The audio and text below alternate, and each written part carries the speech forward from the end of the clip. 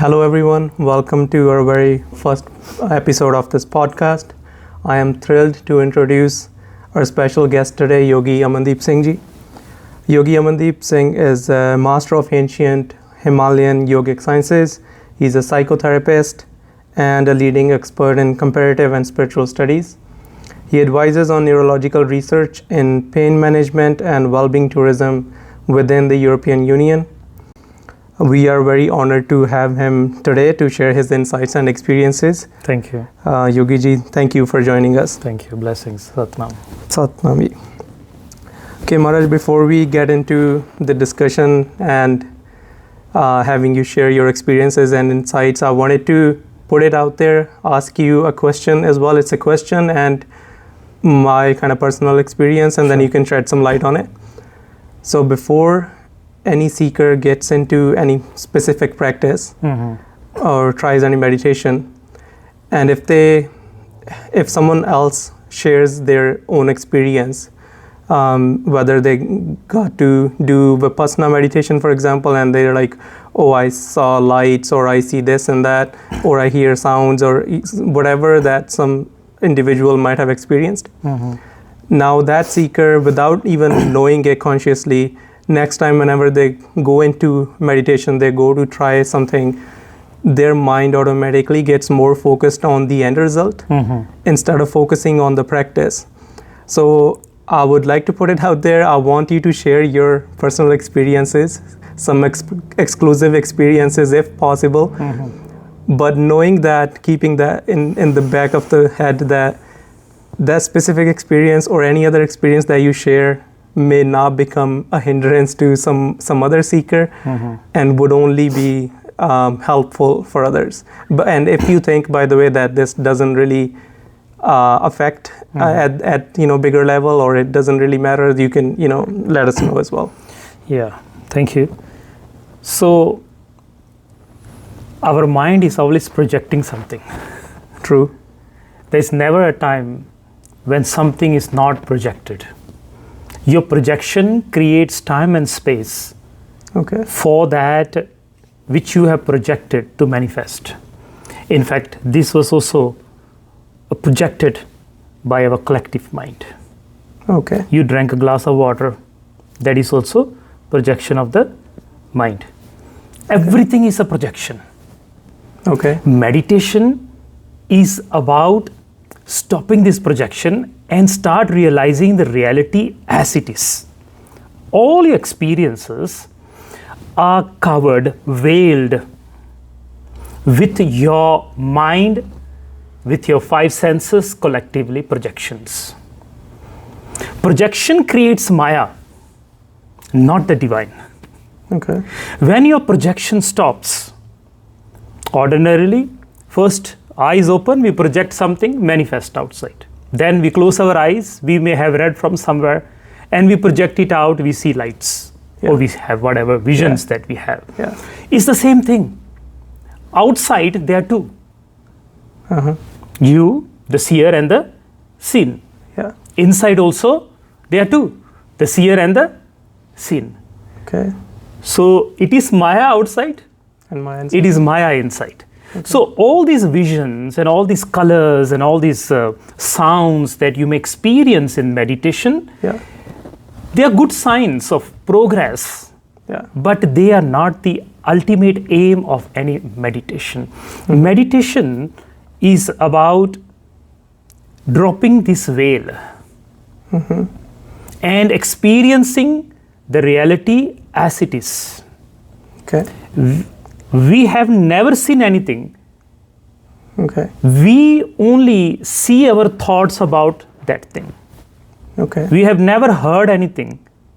We only hear our minds chattering about that thing.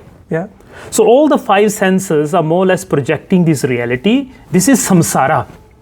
Projection is samsara.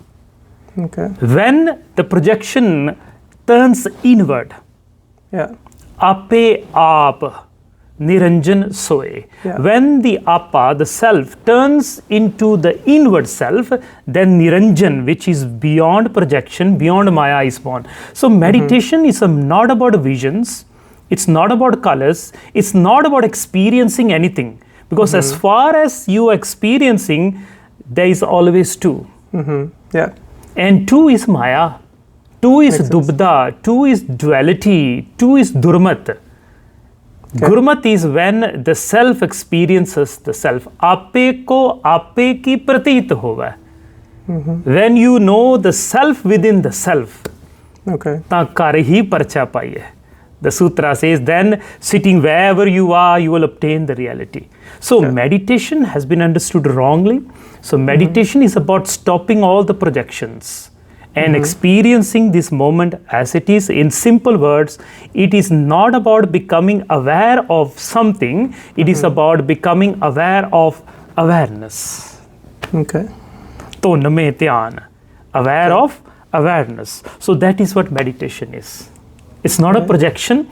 It is the end of all projections. And what remains behind is Atma, is the self. There's a sutra in the Vedas. Smastam, kalpana matram. Atm muktaha sanatanaha. Only the realization of the self is real. Everything else is just a projection. Okay. Everything is a projection. Right. Just like you project in your dream. Yeah. Like that you're projecting outside. The sutra is, Jaisa supna rehn ka taisa hai sansar. The way you project your dream at night, like that you're projecting this world. Okay. So you're creating. So the idea behind meditation is to experience your naked awareness. All right. The reality as it is, no projection. Antra sunnang, bahir sunnang, bhavan sunnam sunnang. Chautha sunna jo nar jane tako papna punnang, which means inner emptiness or inner nakedness, inner emptiness, shunya, outer shunya. And the three states of mind are totally negated of all the projections. They too reach shunya. And at that moment, there is no right, there is no wrong, there is no high, there is no low, there is no there left, there is no right.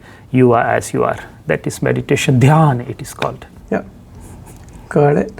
So the question was that if, let's say, we share something and then someone else, when they try to do some practice, and then their brain automatically goes. Yes, so this is the start. Okay. It's the start. Okay. But ultimately, the aim of meditation is to experience the reality as it is. On the way to that experience, sometimes we do project things which automatically comes out. As I mentioned, it's a good sign of growth. Okay. Having visions, having light, all that visions that you may have, and all the different experiences at the level of the body, at the level of the mind, at the level of the astral reality. Yeah. These are good experiences, but they are not the aim of meditation. So a person can have this. I'm not against this. No, but what I'm trying to say is, or what I was trying to ask, do you think someone sharing those experiences would have any kind of negative impact? No. Okay. No. All right. You don't it's think totally so? fine. Okay. Right place, right time, right person. You can share anything. Okay. All right. When you're not in the right place, not with the right person, not at the right time, then don't share it. Okay. Yeah. So hopefully all the people that will be watching what we shared or what you shared today will be at the right time, right place. With the right person. Yes. Okay. So if we get started from your kind of beginning of sadhana, how you got into it and how the whole journey started. Yeah, started.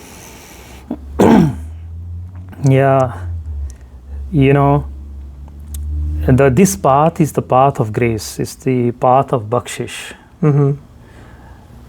On this path, when you're walking alone, sometimes the guru, feels pity on you. Then he sends some gurmukh, some gursikh, and like that, my journey began. In the beginning, from this place to that place to that place. And then the universe, the Guru graced me. I found a very beautiful Gurmukh, a great sage, and Yogi Harbhajan Singh. And then also I had the privilege to sit with many Nirmala sadhus of the tradition of Guru Gobind Singh, and many beautiful sages in the lineage of the Udasin sadhus. And sitting in their company, Rumi says, be in the circle, be in the circle of those who are intoxicated with the divine wine. At the end of the day, even if you did not get to drink the divine wine, in their presence, you would surely have the possibility of smelling the divine wine. You say, ishq ke girdan, those who are in the ishq, stay in their company. So like that, I had the privilege to sit with many intoxicated sages, and in their presence, I was able to smell the wine, and the path became easier. So that is my journey in short. In the younger days, I ran away from home to become a sadhu in the Himalayas and all that. But then universe had something else. I accomplished my studies, and then with the company of the sadhus, the destiny was revealed, and now I'm traveling all over the world, sharing dharma, sharing how to be happy and healthy. Yeah. Amazing. Okay. The next question I would like to ask. So, if we talk about meditation, would you say there is, if you were to share your experience of being in the meditative state, how would you describe it, if you could describe it, or do you think it's just a matter of experiencing it and you can't really put into words?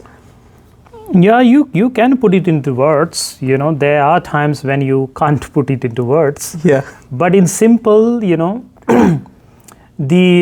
Zen tradition,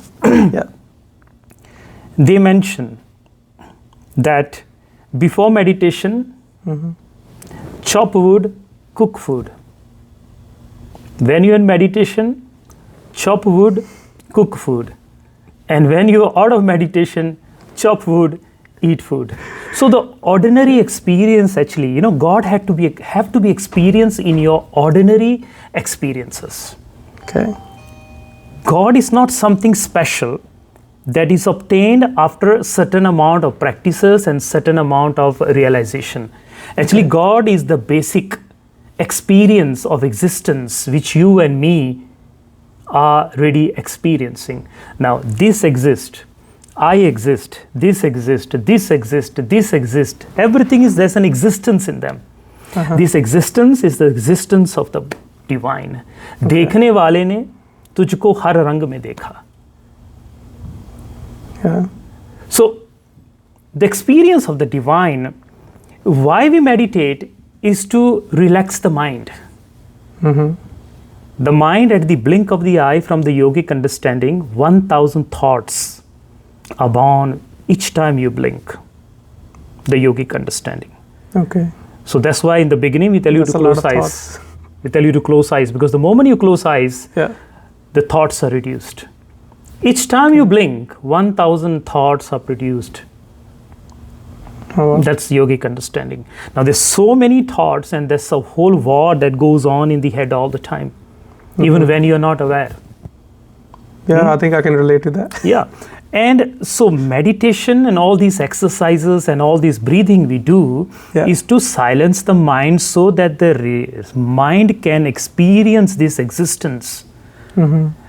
My first experience of deep meditation was actually, I was sitting and I had some shift in my mind and in my energetic field, at least you can say that. And I went out for a walk and I saw 2 birds flying. And I was amazed, I was in ecstasy. For the first time, I saw 2 birds flying.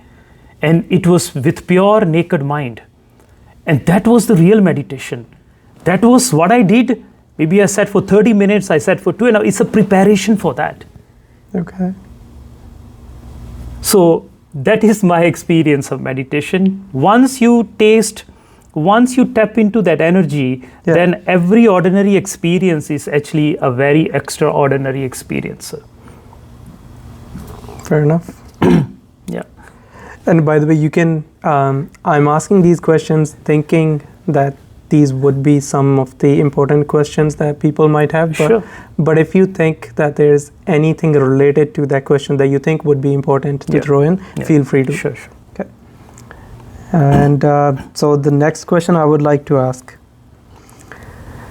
for most people that want to try meditation, at least for the spiritual benefits. Like they want to go into... Of course, relax the mind. Well, some of the people, they want to do it for relaxation and, for... Actually, okay, let's go that way first, and then we'll go into the spiritual side. So some people, they want to come to meditation and yoga classes so that they can have better health, better mental health. And they want that so that they can be more successful in life. They can achieve more, they can earn more, they can have more, be more successful altogether. But what would you say would be the easiest meditation for those kind of people that approach it more as like an exercise to have better health, to just be happy and just live a normal life? For someone who's not really concerned about the spiritual path, they don't want to know the universe, they do not want to know if there is God, there isn't one. They're not really concerned with that. What would you say would be the simplest, easiest way to relax your mind, so that maybe one day later on, once they have accomplished all of the things that they want? I think the first step to meditation is spine straight. Okay. There's something that is missing in the modern world. We have, when the spine is straight, mind is straight. When the spine is straight, mind is straight. And when the mind is straight, your destiny is straight. And when the destiny is straight, karma is straight. Okay. So ultimately, everything is in the spine. Okay. The more the spine is straightened, that's number one. For those of individuals who want to just, bring meditation into their life to experience health and, relaxing of the mind. So spine straight and holding your breath. Okay. So the more you hold your breath, the more the mind relaxes. Okay. The movement of the mind, the movement of the breath gives movement to the mind. Okay. There is a beautiful story. There was this flag, moving in the wind, and the teacher asked the student, what is moving? The first said, the flag is moving. The second said, the wind is moving. And the third said, the breath is moving. Okay. Because when the breath moves, mind moves, and when the mind moves, world moves. That's a Zen story. Zen story. Okay. So holding the breath, the Pavan Guru it is called, the wisdom of the breath. Okay. So start holding your breath. Two things you need to do is spine straight as much as you can. Okay. Right? And number two, start holding your breath as long as you can. And when you say holding the breath, is it inhaling and then holding, or is it inhaling and then exhaling and then holding? In the beginning, it is always recommended that you inhale to the navel and hold your breath. That's the first part. Okay. First, learn to hold the prana inside. Okay. First, hold the universe inside. Okay. And when you hold the universe inside, everything which the universe have got for you will be bloomed in you. Okay. So holding the breath is holding the universe. And when you hold the universe, all that which you want to draw out of the universe will be given to you. So that's the first breath. Okay. That's the first part. This is to realize this world and experience the fulfillment in this world. And if you want to transcend this world, then you have to hold the breath outside. Okay, so that's the next step. That's the next step. Those of you who want to really have an experience of transcendence. The ones that are done with success in this world. Whatever, Okay. For them, start holding the breath outside. Okay. When the breath is held inside, you hold the universe inside. And when you hold the breath outside, you are offering yourself to the universe. The universe is holding you. Okay. The first one, you are enwombing the universe. The next one, the universe enwombs you. You're going back into the womb. Hiranyagarbha. In the mother's womb, from the yogic understanding, the breath is held out. There's no breath. There's no movement. Because the breath is held out, everything is being provided. So that's the second step. And Guru Nanak Dev Ji, He spent 3 days and 3 nights in river Vei. Yeah. Veins, yeah. Vei Nadi. Yeah. And he did this sadhana. Okay. If you can hold your breath outside for 3 days, the first day, that which projects the past dissolves. The second day, that which projects the future dissolves. On the third day, that which witnessed the dissolving of the past and the dissolving of the future dissolves. And you become all. And it is a practice. So this is called Jal Samadhi. This is the highest and the fastest way to realize the divine. Submerging yourself into water and holding the breath out as long as you can in the beginning, even it's not 3 days. So that's how you start. So that was the sadhana of Guru Nanak, you know. We all know this story. Yeah, I've heard this story. Everybody many knows times. this story. Yeah. But what did he actually do? This is the wisdom of Pavan Guru. Pavan means your breath, and Guru is the wisdom of your own breath. A very important wisdom teachings on the path of spirituality that people have totally forsaken, forgotten. So Guru Nanak did this practice for years. He was doing this practice, holding the breath out, holding the breath out. When the breath is held in, it is life. Okay. When the breath is held out, it is called death. Yeah. So maran to paila marge bahu, tinna matlab pashatahu. Dying before death, the Sufis, they say. The Guru says beautifully, the Guru says, pehle marn kabul. Yeah. Jivan ki shadayas. You have to experience death. Then only you will know what life is. The other end has to be known before this end is to be known. So this is the path of spirituality. And for that, you have to start holding the breath outside. It's called Kumbhak. Okay. And the sutra is in the Sri Guru Granth. The Guru says, Jab Kumbhak bar purlina, to baje anhad bina. The perfection of the Kumbhak, inside and outside, gives you accomplishment in this time and space. Okay, it's kind of it's interesting that you had mentioned that. I have heard the story so many times, heard it from my parents, my dada, dadi, you know, even in the society in general. How come, because every time I heard the story, they're like, oh, the story is that Guru Nanak, you know, just went away for 3 days. People couldn't find him. Yeah. And some people, they're trying to, you know, analyze the situation. They're like, oh, maybe he went somewhere else. He came out and then went back, and then all of these other alternative explanations. Yeah. How come? So you said Guru Nanak did that, you know, that kind of training. I'm kind of surprised that why is it lost in Sikhi?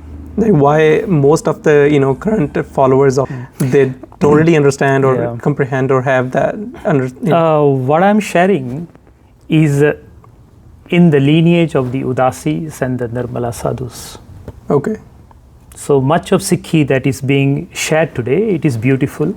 Yeah. This is from the Singh Sabha ideology. Okay. This Akali movement, those of you know the history. Yeah. There was this Akali movement, and Singh Sabha movement came into existence. Okay. And then there was a lot of reform movement. Okay. Reform happened during that time. This is part of Sikhi, this is not part of Sikhi. So from their understanding of whatever limited understanding they had about Sikhi, accordingly they took certain things and they abandoned certain things. But in the lineage of the Udasis and Nirmalas, we link ourselves all the way back to the Gurus. So the Nirmala tradition of Guru Gobind Singh Ji Maharaj, he sent 5 of his disciples from Paonta Sahib to Kanchi, which was the center of learning in those days. Okay. It was the center of learning. Anyone who wants to dive into, you know, the deeper meaning of life, they will go to Kanchi and study. And so these 5, sages, so the sadhus, which Guru Gobind Singh handpicked, this was 13 years before the founding of Khalsa. Okay. So they went there, they stayed there for 13 years, and they mastered all the wisdom that was available. Okay. So there's 16 prakar di vidya, 16 types of wisdom that is available on this planet. From astrology to astronomy to grammar to Sanskrit to whatever, everything. Okay. And they learned, they mastered it. In 13 years, they came back. Guru Gobind Singh said, you are my Nirmalas. Go and start lineages, go and teach. So from these 5 sages, many great wisdom traditions were born in the Sikh tradition. Those of you who know Nanak Sir is also a sub-branch of this. Rada Sahib, Redu Sahib, Baba Atar Singh ji Mastuwane Wale. Okay. All these Rada Sahib, Redu Sahib, Ratwada Sahib, all these different traditions are the sub-branches of the Nirmala Sadhus. Okay. Yeah, so Nirmala Sadhus. So this wisdom comes specifically in that lineage. So this is handed down. Okay, and forgive me if I could be wrong, but so far, but I've noticed all the Nanak Sar Gurdwara temples and all the people that go to Nanak Sar that I've met, I don't think they've got any clue of those kind of practices. Is it on purpose or? I'm not sitting here to judge anyone. So what happens is that with time, hybrid. So many,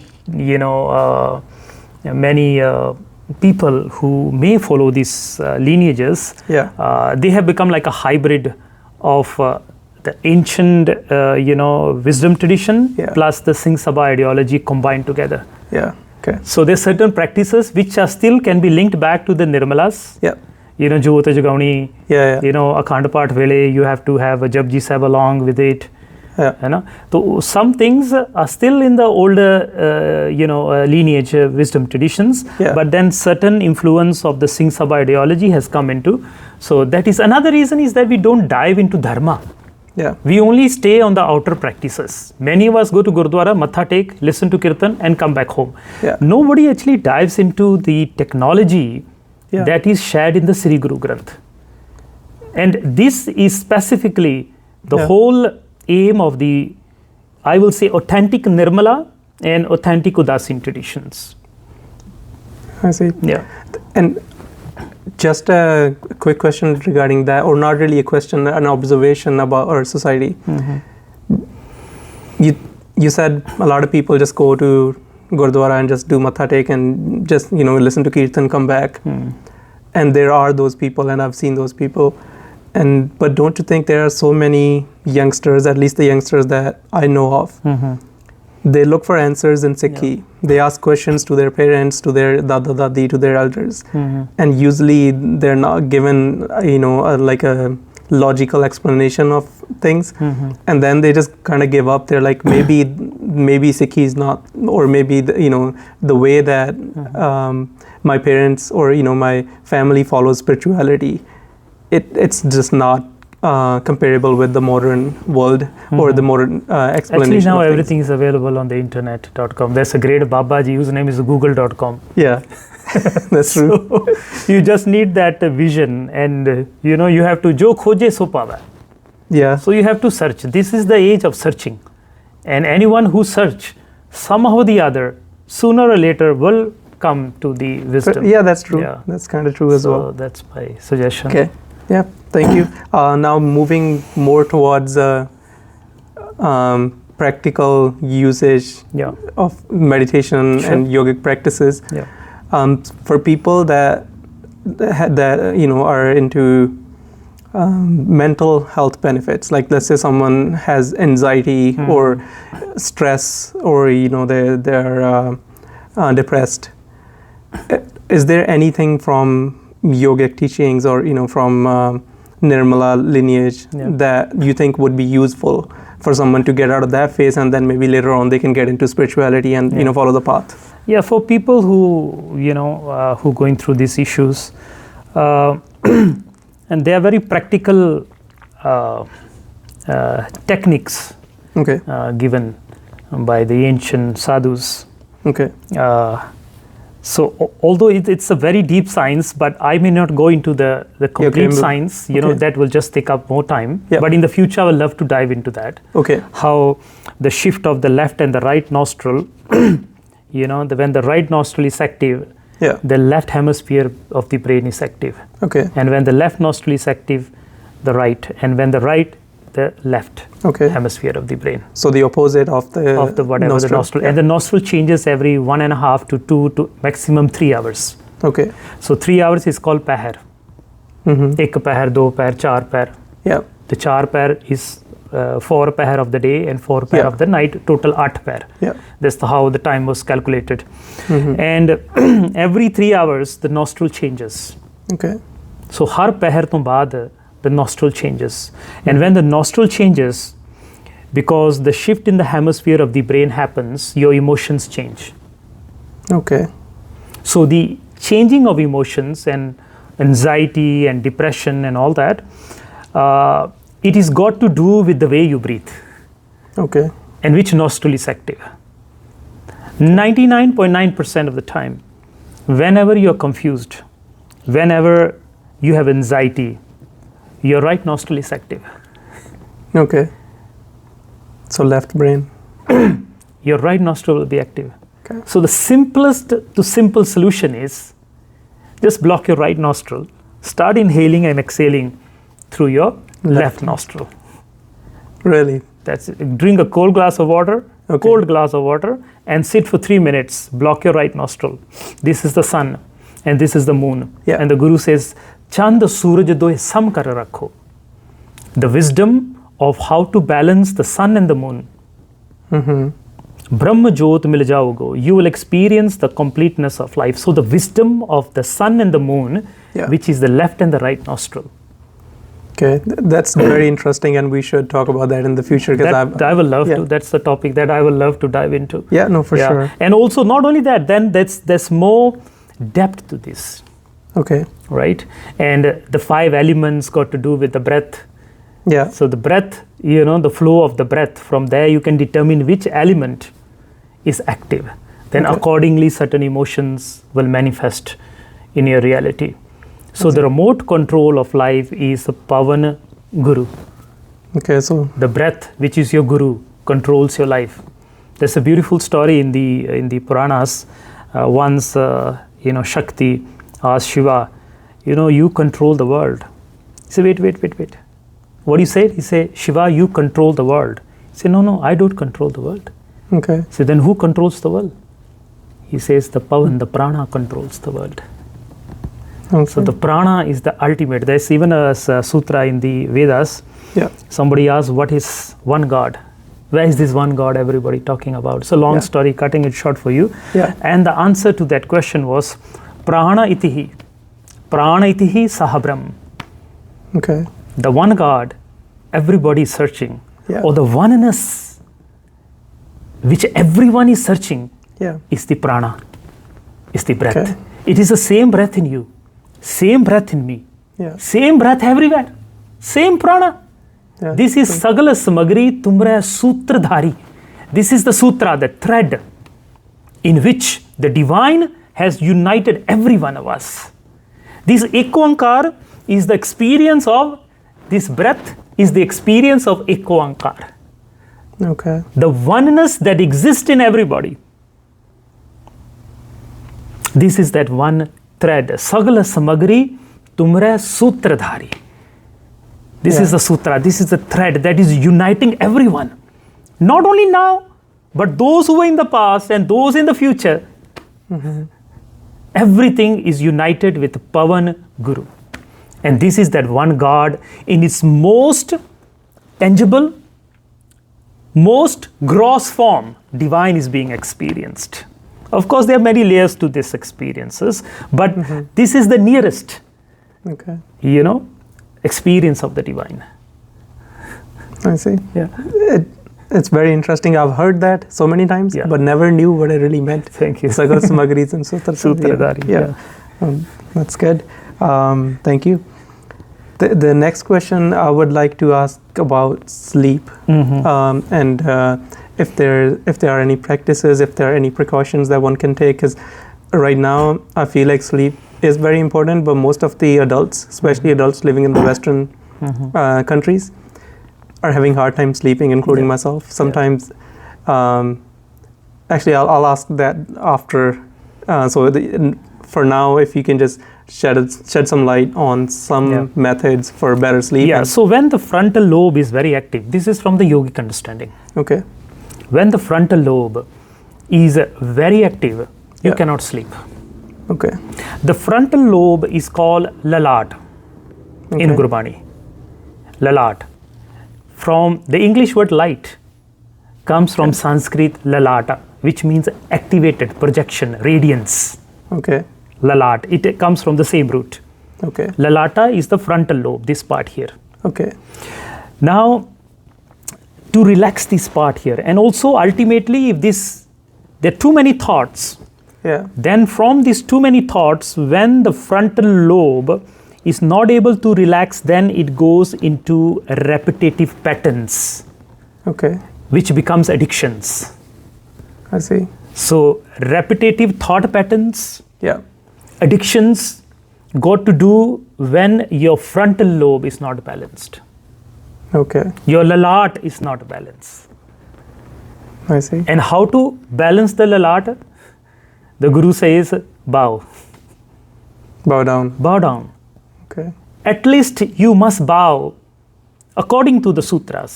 Okay. Every day, every individual must bow for 31 minutes. Okay.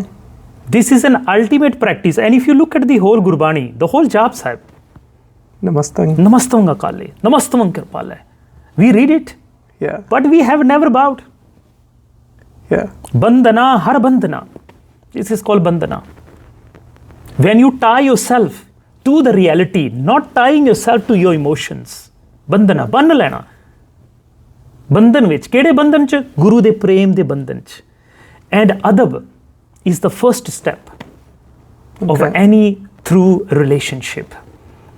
And adab, reverence, the most ordinary and the most easiest way to show reverence is to bow. Okay. And that is why we also go to the Gurdwara, we bow. Yeah. And the bowing, what happens when you stay in the bowing position Yeah. for at least 10, 15 minutes, Okay. this part becomes active. Okay. Prana starts to flow, blood starts to flow, and it relaxes your lower back. Yeah. Your tension is released. Lower back pain also, you bow. Okay. You have problems in sleeping, you bow. Every day, just for 11 minutes, if 31 minutes is too much, 11 minutes. No, let's just keep it 31. 31, right? Just bow. When you get up in the morning or at night before you go to sleep, just Yeah. bow on your bed.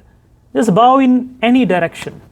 मैं जिस थां मत्था टेकदे आ ਉਹ ਤੇਰਾ ਦੁਆਰਾ ਹੋ ਜਾਂਦਾ. The Sufis. Yeah. So this is the first, this brings in reverence for the reality. Another reason why we are going through all these problems is because we are disconnected with the existence. Yeah. We don't have reverence for the sun, no reverence for the moon, no reverence to the stars, no reverence to the mountains, no reverence to the trees. In the past, they had sacred trees, sacred mountains, sacred rivers. This was an opportunity to disconnect with yourself. देखने वाले ने हर रंग में तुझको देखा. Yeah. जिन्ने देख लिया ਉਹਦੇ ਵਾਸਤੇ ਆਮ ਜਿਹੜਾ ਰਿਵਰ ਆ ਉਹ ਵੀ ਗੰਗਾ ਹੈ. ਦੇਖਣ ਵਾਲੇ ਨੇ. So when we start bringing reverence into our life for everything around us, Yeah. have we ever looked with devotion a mountain? And if you have not done, then you have not seen a mountain. True. Have you ever seen with devotion a tree?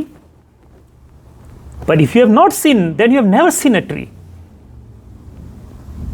Okay. So reverence is another thing which you have to bring into your life. For you to forget your small problems, you have to experience the bigness of this existence. So bowing at the Guru's feet, Yeah. bowing to nothingness, bowing to these sacred mountains which are everywhere, Yeah. the sacred trees which are everywhere, aren't they sacred? Because of them we are here. True. The rivers are flowing, aren't they sacred? We don't have to go to a specific river. Any river, when this opens, the whole existence becomes the house of the divine. And that's what Guru Nanak meant when he went to Makkah and Medina. Okay. God is not confined Yeah. in this black stone.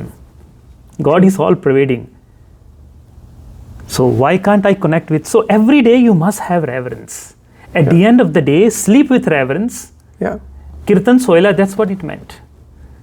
Okay. At the end of the day, I have to go into reverence. I have to sit. And when you get up in the morning, Jap Ji. That's what it meant, reverence now. Jap Ji. Jap means meditation, Ji means the self. ਕਹਿੰਦਾ ਮੇਰਾ ਜੀ ਕਰਦਾ। ਹੁਣ ਸਾਡਾ ਜੀ ਜਿਹੜਾ ਹੜ ਉਹ ਕਦੀ ਕਿਤੇ ਆ ਕਦੀ ਕਿਤੇ ਆ, ਉਹਨੂੰ ਜੀ ਕਰਨ, ਉਹਨੂੰ ਜੀ ਨੂੰ ਕੰਟਰੋਲ ਕਰਨ ਵਿੱਚ ਜਪ ਜ਼ਰੂਰੀ ਆ। ਸੋ ਜਪ ਜੀ ਮੀਨਸ ਮੈਂ, ਮੇਰਾ ਅਹਮ, ਦ ਸੈਲਫ।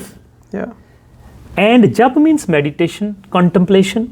ਜਪ ਜੀ means the contemplation of my self.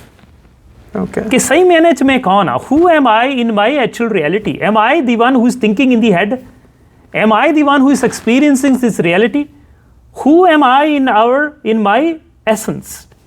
सुनो रे, तू कौन? कहाँ ते आयो? That is the search, and that's what Japji Sahib tells us all about. Ek Oankar, it starts with that. Ek means one, Ong means creator, Kar means creation. Ek Oankar means creator and creation are one. Creator and creation are one. Makes sense. Satnam. Sat is unchanging. Nam is identity. This is your only unchanging identity. Okay, so that's everything else is changing. But your relationship with the divine, your relationship with the totality cannot change. Ek Oankar. God and me and God are one. This cannot be changed. जब खुद को ढूंढता हूं मैं तो तुझको पाता हूं मैं, जब तुझको ढूंढता हूं मैं तो खुद को पाता हूं मैं। अपे आप निरंजन सोए। The self within the self is the Niranjan, is the divine which you are searching for. So Japji starts like that. Who are you? You are one with the divine. This is the unchanging presence. Naam means presence. And like that the whole Japji starts. Then he talks about the veil. Kiv sachiara hoiya, kiv kud. How to remove this veil? I am one with God. And I don't know that I'm one with all. And if you just to sit, you are really one with all. Breath is uniting us, the food, wind, everything, all the 5 elements. Can you disconnect yourself with anything in this reality? Can't. Try it. Can't.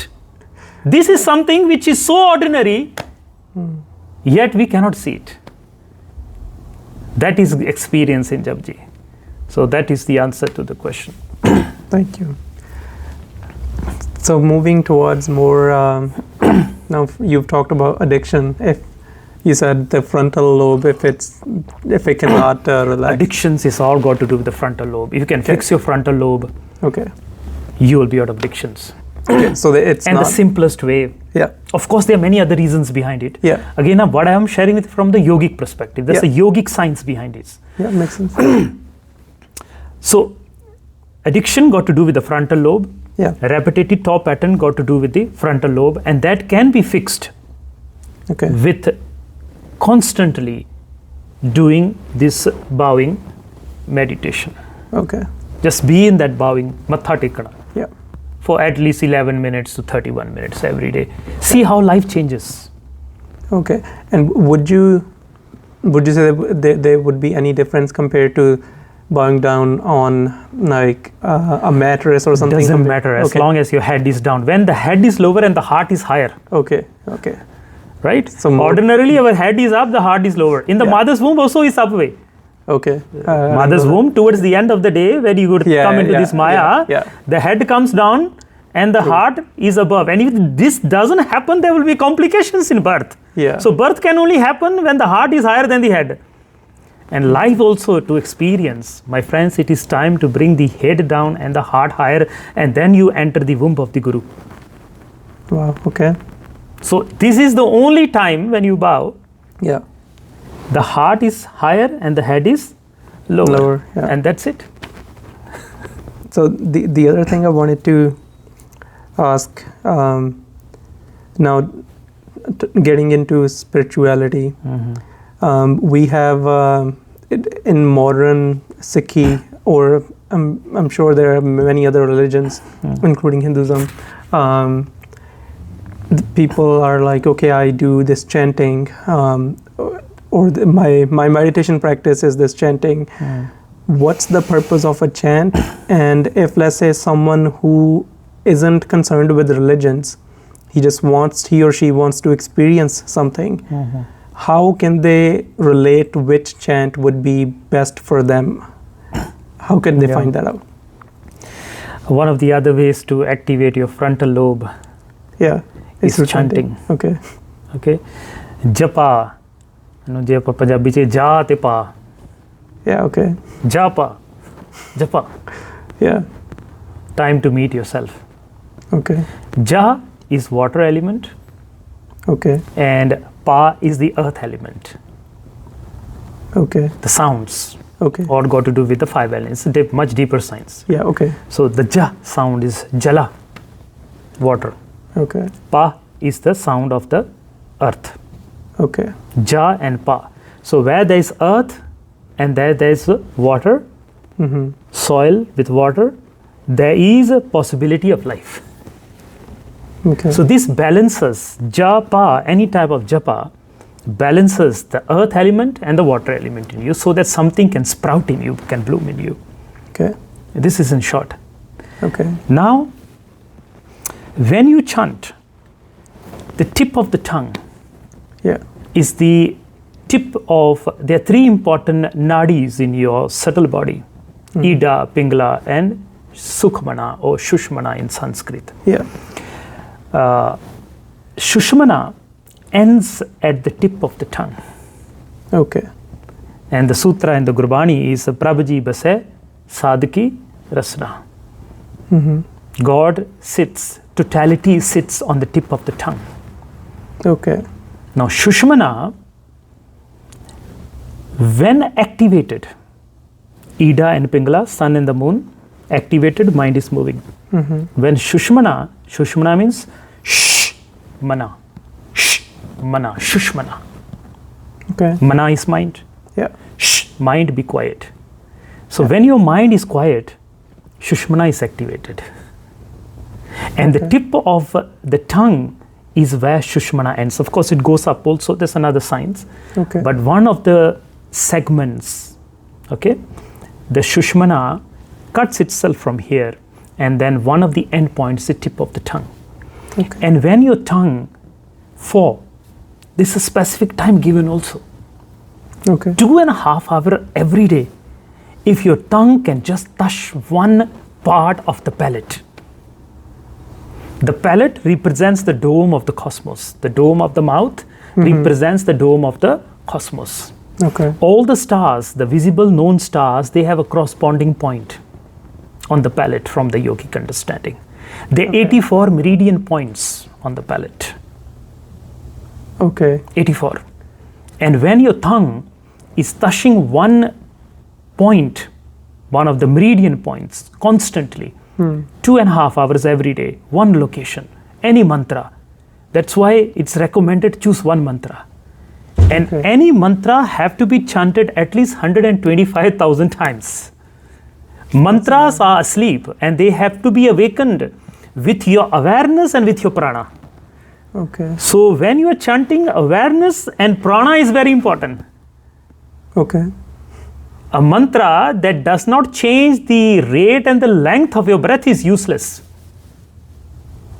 Okay. The rate and the length of your breath decides your emotions, decides your projection, the quality of projection that the quality of your life. You get that? That's much deeper we can dive into. Yeah. Coming back. So when you are tapping the same location every day, for example, Satnam, Satnam, Satnam, Satnam. There was a whole research done on this in Maharishi Mahesh Yogi's university. Okay. It's a whole research even available. Okay.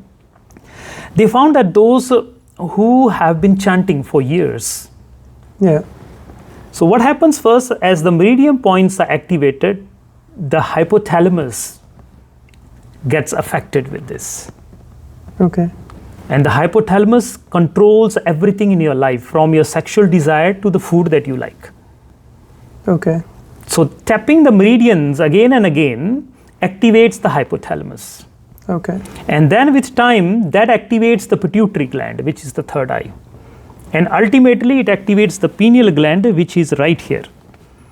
And they found out that those who have been meditating, ordinarily after puberty, the pineal gland starts to shrink. Okay. And as you age, it becomes useless. Okay. So the moment puberty starts, the pineal gland starts to shrink. Okay. They found out that those who have been meditating for years and years, their pineal gland was as active as the child or as a person who have not yet attained puberty. So the playfulness, the childlike emotions were still found in those individuals whose pineal gland was still active. Okay. So it brings back your childhood. Internally, you're always youthful. And children can let go. And True. they are still in that state of letting go. And as you age, you stop letting go. You become hard. Yeah. So the chanting not only activates the frontal lobe, it also activates your pineal gland and your pituitary gland. Mm-hmm. That's much deeper to this, but this is this is what it is. So this is mantra chanting. So if for someone who doesn't really know much, can any mantra be effective for anyone? Yeah, any mantra which you like, okay, which you relate to, it doesn't matter. You can start using that. Okay, and when practicing it, we have to say it out loud, or can that again is the next part. In the beginning, it is recommended you say it loud. Okay. For example, Sat Nam, Sat Nam, Sat Nam, Sat Nam. And then with time, after a few months of practice, you only move your tongue inside. Okay. And then this is even going deeper now. When the lips move, world is born. Because of when you're talking, lips are moving. Yeah. The upper part is Shiva, lower part is Shakti. Okay. So this is Shiva and Shakti constantly in union and giving birth to the universe. Okay. So the movement of the two lips gives birth to the world. So now what you do is you close the doorway. It's called Gyan Gufa, the cave of wisdom. You shut it. And then the internal, the Shushmana, is still moving. For months you practice like that. Okay. Then after that, you also roll the tongue. That's the next part. Okay. You roll the tongue and you put it on the palate. When the tongue is the red carpet on which the royal mind is taking birth all the time. All that is in the mind is coming out through the royal path, the royal carpet, red carpet, which is the tongue. Yeah. When you roll the tongue, you roll the mind. So the tongue is rolled, okay, and then you just sit, and then your intention, your mind starts chanting the mantra. Okay. Then years of practice, you become the manifestation of the mantra. Any mantra which is chanted at least 125,000 times, it starts to sprout in you. The qualities of that mantra starts manifesting in you. It's a very simple, beautiful, deep, practical science. It's not something to be believed. It is something to be experienced. God is not a believer. God is an experience. I'm glad you said that. Yeah. Thank you. Thank you. And you did mention all of the information. For me, that's information because I haven't really experienced it yet. Yeah. What you've shared, the way to attain that was, because for me, sometimes you bring in some stuff from Vedas, and then there's from Gurbani, and then there's from Jainism. Is it through experience that you just got to know everything that there is to know, or is it that you had to read all these Vedas and then learn and then there is a time in your life when you actually do all this, when you are seeking, and I think it is important that everybody should be doing that, go around and turya turya ja farida turya ja, go and find and search, je koi mil jaye bakshiya tu hi bakshiya ja, but ultimately information or knowledge is transformed to wisdom.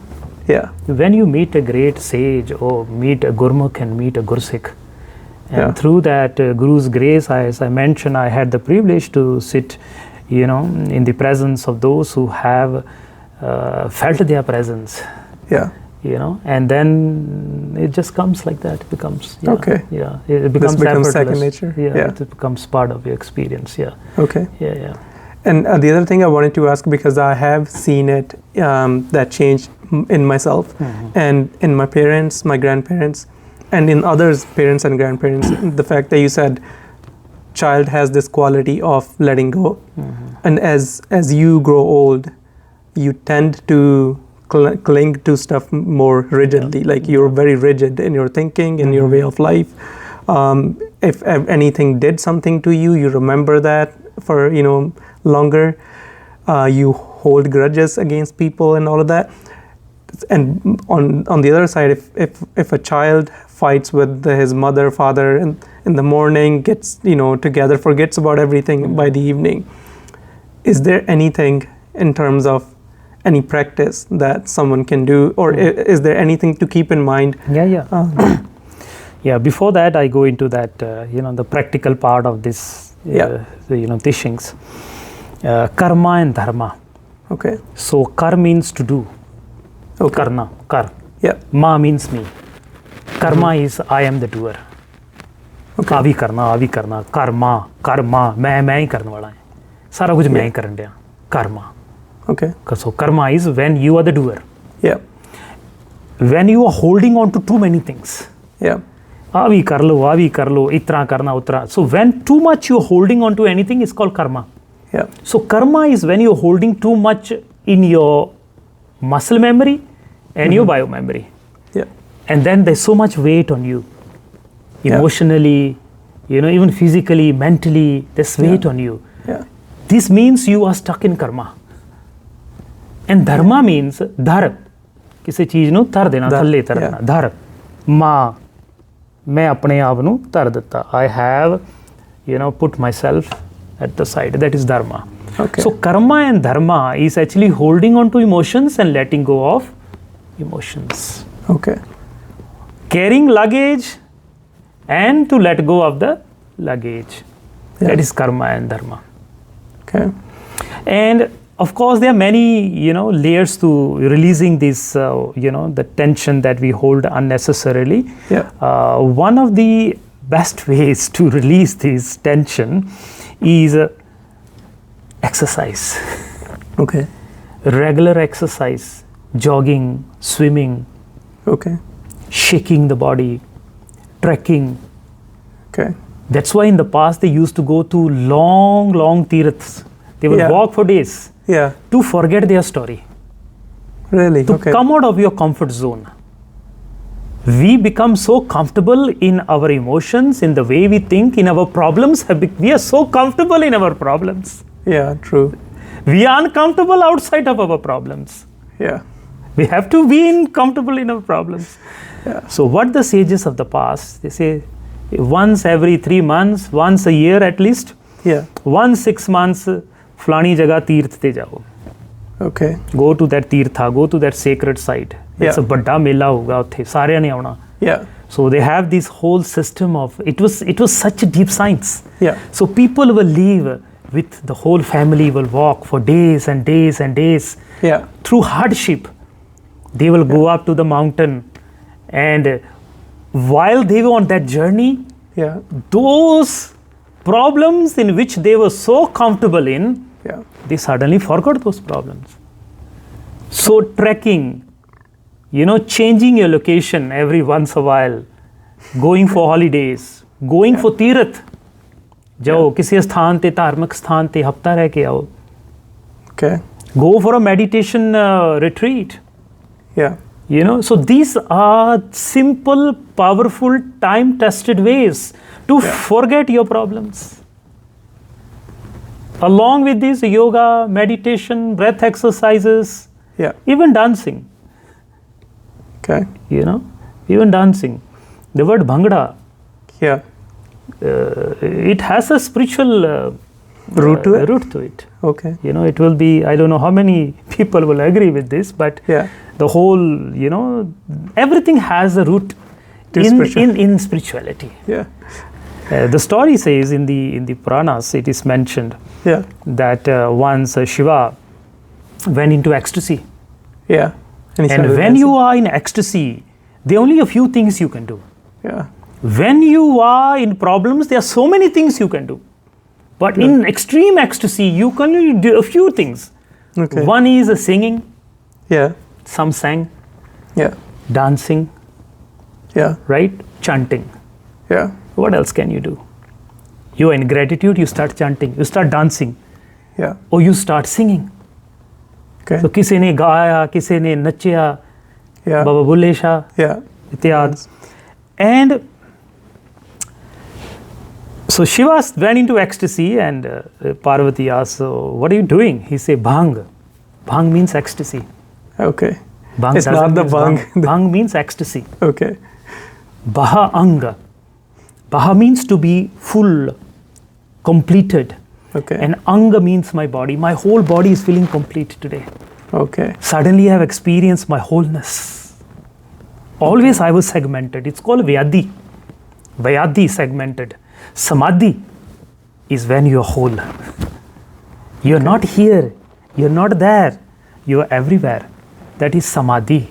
No more Vyadi, no more segmentation. Yeah. So you say Bhang. Bhang. Every part of mind has to become complete. Yeah. And Ru means the soul. Bhangru. Okay. This is Bhangru. Okay. So from there became Bhanga. And you know the Gidda? Yeah. It comes from Sufism. Okay.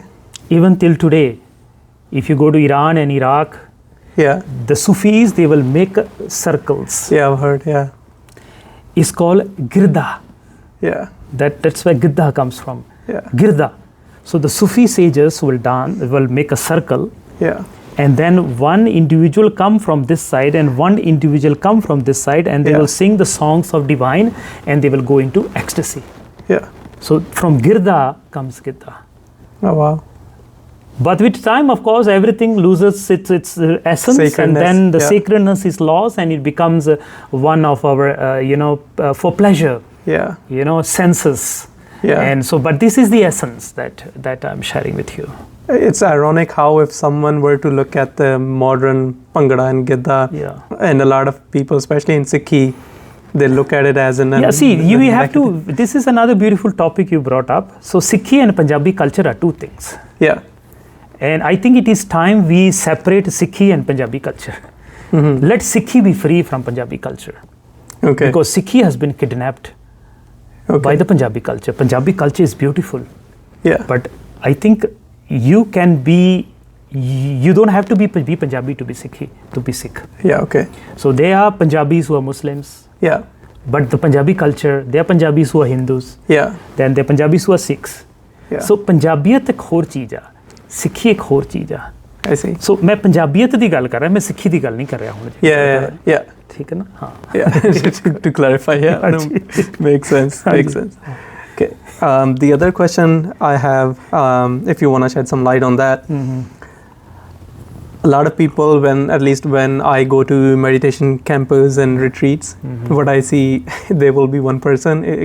It could be anyone. Let's say if it could be a son, and he or she just experienced something or just relaxed, and they're like, oh, I wanna make sure my parents or my loved ones experience this. And it could be that a wife who just experienced some stress relief or something, she's like, oh, I want to make sure my husband experienced this. And then the same with the husband, trying to fix their wives. And so in a way, it becomes like one person trying to fix the other person. Sure. And a lot of the time they ask questions like that, like how I asked, for example, my parents or my husband or wife to come, attend this sadhana or, this meditation, and they're not really interested in it. How do I bring them to spirituality, or how do I bring them to, take care of themselves at least? Would you say there's any, in your understanding, is there any good way to deal with that? Because sometimes I think it becomes more of a negative thing even for the person who just experienced the ecstasy. And they try to bring the other person in. I think from the person's perspective, it is beautiful, because whenever you obtain that wholeness, something has sprouted in you. Yeah. You want to share it with those who are closest to you. Yeah, 100%. I agree. Yeah. So it's a very good act of that individual. Yeah. Something shifted, and then he feels that his loved ones should. And this is the first step of awakening. Yeah. where you have experienced it in such depth that your loved one also deserve this. Right. You see something is incomplete in them. Yeah. And this is prema bhakti. Yeah. The prema the love have to start with the individuals around you. Yeah. So from the perspective of that seeker, Yeah. whatever he did is correct. Yeah. Invite them. Yeah. Right? Request them. At least come for once. Mm-hmm. But if they don't want to go, then that is their karma. Okay. Right? Okay. Yeah. At least once try. Yeah. But don't really then make if they say no, this is not for me, then it's totally fine. Okay. But this is a very beautiful act of an individual. Yeah. Makes sense. And this is bhakti. Yeah. Okay. Yeah. When something changes in you, so this is this really shows something has changed in you, because whenever something shifts in you, the first person you want to share is someone around you. Yeah, closest to you. Yeah. So congratulations to that person. Something has shifted. Yeah. Beautiful. And this is the recognition of that. Yeah. And now he wants to share it with the loved ones.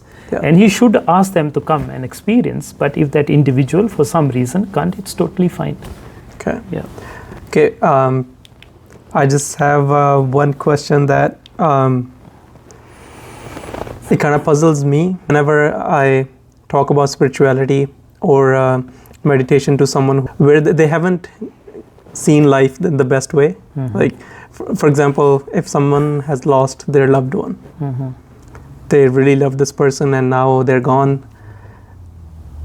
It feels like for them, whoever is the creator or whoever is the karta tarta, whoever is taking care of this universe, Mm-hmm. has done something bad to them. Mm-hmm. What's the best way to deal with grief, and what's the best way to come out of it and experience the ecstasy that you just talked about before? Yeah, the best way to come out of grief is to take the shelter of nature. Okay. Balahari Kudartavasya. The whole universe, because everything is karmic. Karma brings you together. Karma, sets you apart. Okay.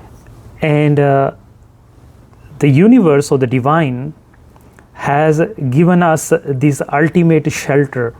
Whenever you are uncomfortable with life, whenever something is not going right in life, Yeah. you're supposed to retreat out and sit with the mountains, Okay. sit with the trees, sit Okay. with the ocean, sit with the rivers. Especially grief, you have to sit with water. Okay. Sitting on the banks of the water. Okay. Maybe, on a seashore or river, moving river. Okay. Because the moving river has the power, the aura or the electromagnetic field. So of they don't the even moving have to water. get inside. No, you just sit by the side. Inside is beautiful. Okay. Inside, if you can just sit in a river every day for at least 5 minutes, or stand in the river until the navel center. Okay. Right? And that is why even in different traditions, Yeah. they will go to a river, they will offer the Yeah. ashes. Yeah. And nowadays, they just go onto the boat and throw it out. But Yeah. once upon a time, the practice was to submerge yourself navel and below.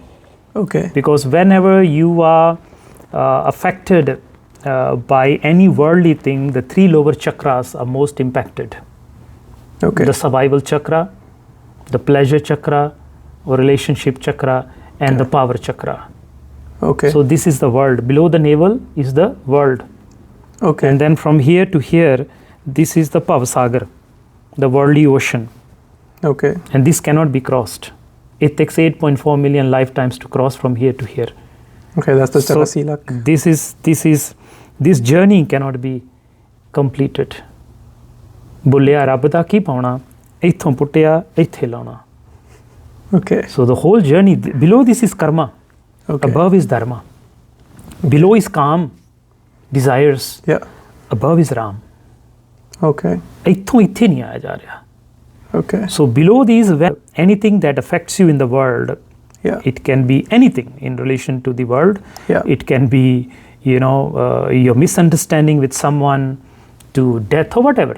Yeah. It's only affecting your 3 lower chakras. Of course, then the impact comes to the heart. Yeah.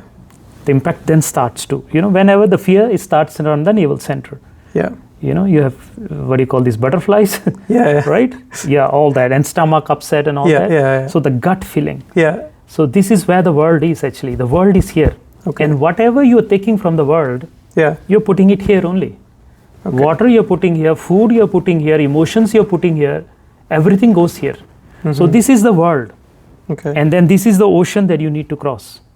And that comes, of course, with, that's a different topic altogether. Yeah. So it was to let go of that which has affected you in this world. It is always good to submerge your navel center below every day for 3 minutes, at least for 7 days.